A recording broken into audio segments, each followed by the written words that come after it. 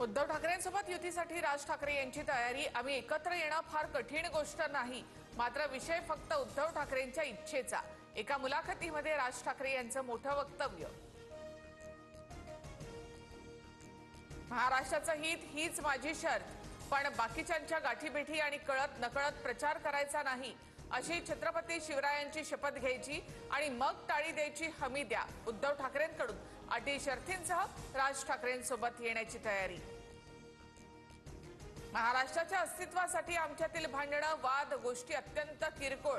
उद्धव ठाकरेंबरोबर एकत्र येण्याबाबत राज ठाकरेंनी पहिल्यांदाच मांडली सडेतोड भूमिका।